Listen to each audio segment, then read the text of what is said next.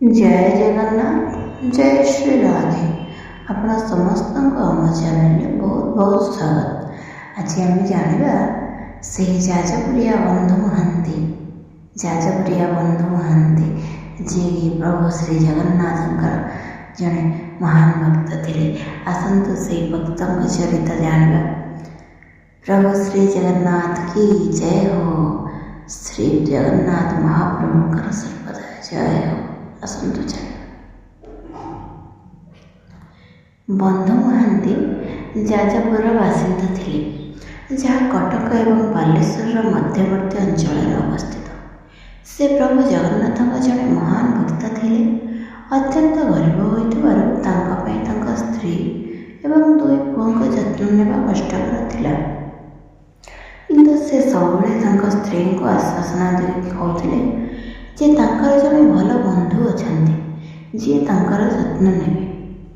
ବନ୍ଧୁ ମହାନ୍ତିଙ୍କ ପରିବାର ପ୍ରତିପାଳନ ପାଇଁ ଭିକ୍ଷା ମାଗିବା ବ୍ୟତୀତ ତାଙ୍କର ଅନ୍ୟ କୌଣସି ନିୟମିତ ଉପାୟ ନଥିଲା। ଥରେ ଏକ କଠୋର ଦୁର୍ଭିକ୍ଷ ସମୟରେ ସେମାନେ 2 ଦିନ ଖାଦ୍ୟ ବିନା ବିତାଇଲେ। ତାଙ୍କ ଭୋକିଲା ପୁଅମାନଙ୍କ କାନ୍ଦଣାରେ ଦୁଃଖିତ ହୋଇ ତାଙ୍କ ସ୍ତ୍ରୀ ପଚାରିଲେ ଯେ ସେ ତାଙ୍କ ଧନୀ ବନ୍ଧୁଙ୍କ ପାଖକୁ କାହିଁକି ଯାଉନାହାନ୍ତି, ଯାହାଙ୍କ ବିଷୟରେ ସେ ଏତେ ଗର୍ବିତ। ବନ୍ଧୁ ମହାନ୍ତି ଯେଉଁ ବନ୍ଧୁଙ୍କ ବିଷୟରେ ଉଲ୍ଲେଖ କରିଥିଲେ ସେ ହେଉଛନ୍ତି ପ୍ରଭୁ ଶ୍ରୀ ଜଗନ୍ନାଥ ଥିଲେ। କିନ୍ତୁ ତାଙ୍କ ସ୍ତ୍ରୀ ତାଙ୍କ ସ୍ୱାମୀ ସବୁବେଳେ କ'ଣ କହୁଥିଲେ ତାହାର ସାର ବୁଝିପାରି ନଥିଲେ। ତେଣୁ ତାଙ୍କ ସ୍ତ୍ରୀ ତାଙ୍କୁ ସେହି ବନ୍ଧୁଙ୍କ ଘରକୁ ଯିବାକୁ ବାଧ୍ୟ କଲେ। ବନ୍ଧୁ ମହାନ୍ତି କ'ଣ କରିବେ ଜାଣିନଥିଲେ ଏବଂ ଶେଷରେ ତାଙ୍କ ପରିବାରକୁ ପୁରୀରେ ଥିବା ପ୍ରଭୁ ଶ୍ରୀ ଜଗନ୍ନାଥଙ୍କ ମନ୍ଦିରକୁ ନେଇଯିବାକୁ ଚିନ୍ତା କଲେ। ଶେଷରେ ତାଙ୍କ ପରିବାରକୁ ପୁରୀରେ ଥିବା ମହାପ୍ରଭୁ ଶ୍ରୀ ଜଗନ୍ନାଥଙ୍କ ମନ୍ଦିରକୁ ନେଇଯିବାକୁ ଚିନ୍ତା କଲେ। ସେହି ଦିନ ଗୁଡ଼ିକରେ ଯାଜପୁରରୁ ପୁରୀ ଯାତ୍ରା କରିବା ବହୁତ କଷ୍ଟକର ଥିଲା, ଯାହା 140 କିଲୋମିଟରରୁ ଅଧିକ ଦୂର। ସେମାନଙ୍କୁ କଣ୍ଟା ଜଙ୍ଗଲ ପଥ ଦେଇ ଚାଲିବାକୁ ପଡ଼ୁଥିଲା, ଯାହା 4 ଦିନରୁ ଅଧିକ ସମୟ ନେଇଥାଏ।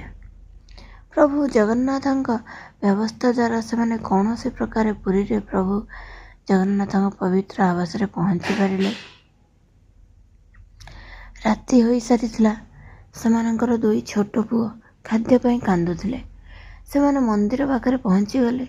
ବନ୍ଧୁ ମହାନ୍ତି ତାଙ୍କ ସ୍ତ୍ରୀକୁ ସାନ୍ତ୍ୱନା ଦେଇ କହିଲେ, ମୋ ବନ୍ଧୁର ମହଲ ବହୁତ ବଡ଼, ସେ ବହୁତ ଧନୀ, କିନ୍ତୁ ରାତି ଏତେ ହେଲାଣି, ତେଣୁ ତାଙ୍କୁ ଏବେ ହଇରାଣ କରିବା ଠିକ୍ ନୁହେଁ। ଆମେ କାଲି ଯିବୁ। ସେ ସମସ୍ତଙ୍କୁ ଶୋଇବାକୁ କହିଲେ ଏବଂ ସେମାନେ ସକାଳେ ବନ୍ଧୁଙ୍କ ଘରକୁ ସାହାଯ୍ୟ ମାଗିବାକୁ ଗଲେ। ସମସ୍ତେ ଦୁର୍ବଳ, ଭୋକିଲା, କ୍ଳାନ୍ତ ଏବଂ ଦୁଃଖୀ ହୋଇ ଶୋଇପଡ଼ିଲେ, କିନ୍ତୁ ତାଙ୍କ ସ୍ତ୍ରୀ ଶୋଇନଥିଲେ। କିଛି ସମୟ ପରେ ଜଣେ ଲମ୍ବା କଳା ବର୍ଣ୍ଣର କିନ୍ତୁ ସୁନ୍ଦର ପୁରୁଷ ପ୍ରଚୁର ଖାଦ୍ୟରେ ଏକ ଥାଳି ଭରି ନେଇ ତାଙ୍କ ସ୍ତ୍ରୀଙ୍କୁ ଦେଲେ ଏବଂ ତାଙ୍କ ଦୃଷ୍ଟିରୁ ଅଦୃଶ୍ୟ ହୋଇଗଲେ। ସେ ତାଙ୍କ ପୁଅମାନଙ୍କୁ ଖାଇବାକୁ ଦେଲେ ଏବଂ ଯେତେବେଳେ ବନ୍ଧୁ ମହାନ୍ତି ଉଠି ତାଙ୍କ ସ୍ତ୍ରୀଙ୍କ ଠାରୁ ସବୁ ଶୁଣିଲେ, ସେ ପ୍ରଭୁଙ୍କ ପ୍ରତି ପ୍ରେମ ଏବଂ ଶ୍ରଦ୍ଧାର ଭାବନାରେ ଉଲ୍ଲସିତ ହୋଇଗଲେ ଏବଂ ତାଙ୍କୁ କହିଲେ ଯେ ଏହା ଅନ୍ୟ କେହି ନୁହେଁ ବରଂ ସ୍ୱୟଂ ମହାପ୍ରଭୁ। ପରଦିନ ସକାଳେ ପ୍ରଭୁ ଜଗନ୍ନାଥଙ୍କ ପୂଜାରୀମାନେ ମନ୍ଦିର ଦ୍ୱାର ଖୋଲିଦେଲେ।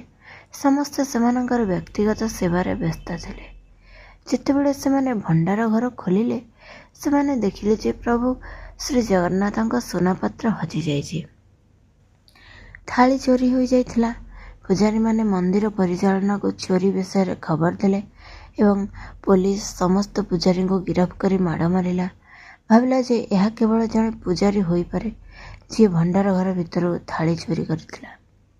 ଘଟଣାକ୍ରମେ କିଛି ଲୋକ ମନ୍ଦିରର ଦକ୍ଷିଣ ଦ୍ୱାର ପାଖରେ ତାଙ୍କ ପରିବାର ସହିତ ଜଣେ ବ୍ୟକ୍ତିଙ୍କୁ ଶୋଇଥିବା ଦେଖିଲେ। ସେମାନେ ତାଙ୍କ କପଡ଼ାରେ ଗୁଡ଼ା ଯାଇଥିବା ସୁନା ପାତ୍ର ଦେଖି ପାରିଲେ। ଥାଳିଟି ସୂର୍ଯ୍ୟ କିରଣରେ ଚମକୁଥିଲା। ସଙ୍ଗେ ସଙ୍ଗେ ଅନେକ ଲୋକ ବନ୍ଧୁ ମହାନ୍ତିଙ୍କୁ ଧରି ପକାଇଲେ। ସେମାନେ ତାଙ୍କୁ ରଶିରେ ବାନ୍ଧି ପ୍ରବଳ ମାଡ଼ ମାରିଲେ ଏବଂ ସୁନା ପାତ୍ରଟି ଛଡ଼ାଇ ନେଲେ। ବନ୍ଧୁ ମହାନ୍ତି ଏବଂ ତାଙ୍କ ସ୍ତ୍ରୀ ଉଭୟ ବର୍ଣ୍ଣନା କଲେ ଯେ କିପରି ମଧ୍ୟରାତ୍ରରେ ବ୍ରାହ୍ମଣ ସେମାନଙ୍କୁ ପ୍ରସାଦ ଭର୍ତ୍ତି ଏହି ପାତ୍ର ଦେଇଥିଲେ। ଖାଇସାରିବା ପରେ ସେ ବ୍ରାହ୍ମଣଙ୍କୁ ପାତ୍ରଟି ଫେରାଇବାକୁ ଗଲେ, କିନ୍ତୁ ତାଙ୍କୁ ପାଇଲେ ନାହିଁ ଏବଂ ଏହିପରି ଭାବରେ ପାତ୍ରଟି ତାଙ୍କ ଜିନିଷପତ୍ରରେ ରହିଗଲା। ବନ୍ଧୁ ମହାନ୍ତି ଏବଂ ତାଙ୍କ ସ୍ତ୍ରୀ ପୋଲିସକୁ ଆବେଦନ କଲେ, ଆମର କୌଣସି ଦୋଷ ନାହିଁ, ତୁମେ ସମସ୍ତେ ବିନା ଦୋଷରେ ଆମକୁ କାହିଁକି ମାରୁଛ? କିନ୍ତୁ ସେମାନେ ଯାହା କହିଲେ ତାହା କେହି ଚିନ୍ତା କଲେ ନାହିଁ। ତାଙ୍କୁ ଗିରଫ କରି ଜେଲରେ ରଖାଗଲା। ପ୍ରଭୁ ଆପଣଙ୍କର କି ଲୀଳା, କି ଅଦ୍ଭୁତ ଲୀଳା! ଭକ୍ତକୁ ଦର୍ଶନ ଦେଉଛନ୍ତି, ତାର ସେ ଖାଦ୍ୟ ଖାଇନି, ତାକୁ ଆଣି ଖାଦ୍ୟ ଦେଉଛନ୍ତି, କିନ୍ତୁ ପୁଣି ତାକୁ ମାଡ଼ ବି ଖାଇବାକୁ ପଡ଼ୁଛି। ଆପଣଙ୍କ ଲୀଳା ଆପଣଙ୍କୁ ହିଁ ଜଣା ପ୍ରଭୁ। ଜେଲରେ ବନ୍ଧୁ ମହାନ୍ତି ପ୍ରଭୁ ଶ୍ରୀ ଜଗନ୍ନାଥଙ୍କ ଉପରେ ତାଙ୍କର ମନ ସ୍ଥିର କଲେ ଏବଂ ପ୍ରାର୍ଥନା କରିବାକୁ ଲାଗିଲେ। ପ୍ରିୟ ପ୍ରଭୁ ଶ୍ରୀ ଜଗନ୍ନାଥ, ମୁଁ ଏହି ବ୍ରହ୍ମାଣ୍ଡରେ ସବୁଠାରୁ ବଡ଼ ପାପୀ ବ୍ୟକ୍ତି। ତୁମେ ଦୟାର ସାଗର, ମୋ ପରି ପାପୀ ଆଉ କେହି ନାହିଁ ଏବଂ ତୁମ ପରି କେହି ନାହିଁ। ପତିତ ଆତ୍ମାମାନଙ୍କର ମହାନ ଉଦ୍ଧାରକର୍ତ୍ତା, ତୁମେ ମୋ ସହିତ ଯାହା କରିବାକୁ ଚାହୁଁଛ ଦୟାକରି ତାହା କର।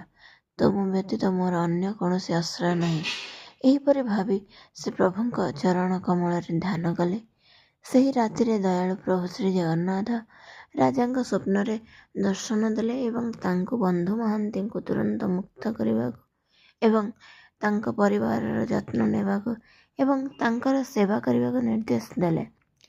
ପ୍ରଭୁ ରାଜାଙ୍କୁ କହିଲେ, ସେ ମୋର ଭକ୍ତ ଏବଂ ବର୍ତ୍ତମାନ ମୋର ଅତିଥି। ତାଙ୍କୁ ସମ୍ପୂର୍ଣ୍ଣ ଆତିଥ୍ୟ ସହିତ ସମ୍ମାନ କର। ପରଦିନ ରାଜା ବନ୍ଧୁ ମହାନ୍ତିଙ୍କୁ ପ୍ରଣାମ କରି ତାଙ୍କ ଅପରାଧ ପାଇଁ କ୍ଷମା ଭିକ୍ଷା କଲେ। ତାପରେ ତାଙ୍କୁ ରାଜକୀୟ ସ୍ୱାଗତ ଏବଂ ମନ୍ଦିର ରୋଷେଇ ଘରେ ରୋଷେଇଆ ଭାବେ ପ୍ରଭୁଙ୍କ ସେବା ମଧ୍ୟ କରାଯାଇଥିଲା। ପ୍ରଭୁ ଆପଣଙ୍କ ଲୀଳା ବଡ଼ ବିଚିତ୍ର। ଆପଣ ହିଁ ଜାଣନ୍ତି ଆପଣଙ୍କ ଲୀଳାମୟ। ପତିତ ପାବନ ପତିତ ଜନଙ୍କୁ ଉଦ୍ଧାରିବା ପାଇଁ ନାମ ବହିଛ ପତିତ ପାବନ। ପ୍ରଭୁ ଆପଣଙ୍କ ଲୀଳା ଅପାର ବିଚିତ୍ର। ଆପଣ ହିଁ ଦୟାମୟ କ୍ଷମାମୟ। ଜୟ ଜଗନ୍ନାଥ। ଏବେ ମଧ୍ୟ ବନ୍ଧୁ ମହାନ୍ତିଙ୍କ ବଂଶଧରମାନେ ମନ୍ଦିର ରୋଷେଇଆରେ ମୁଖ୍ୟ ରୋଷେଇଆ ଏବଂ ସେମାନେ ପ୍ରତିଦିନ ସୁନା ପାତ୍ରରେ ପ୍ରଭୁ ଶ୍ରୀ ଜଗନ୍ନାଥଙ୍କ ଖାଦ୍ୟ ଅର୍ପଣ କରନ୍ତି। ଜୟ ଜଗନ୍ନାଥ। ପ୍ରଭୁ ଆପଣଙ୍କ ଲୀଳା ଅପାର। ପ୍ରଭୁ ଆପଣଙ୍କ ଲୀଳା ଅପାର, ଲୀଳାମୟ।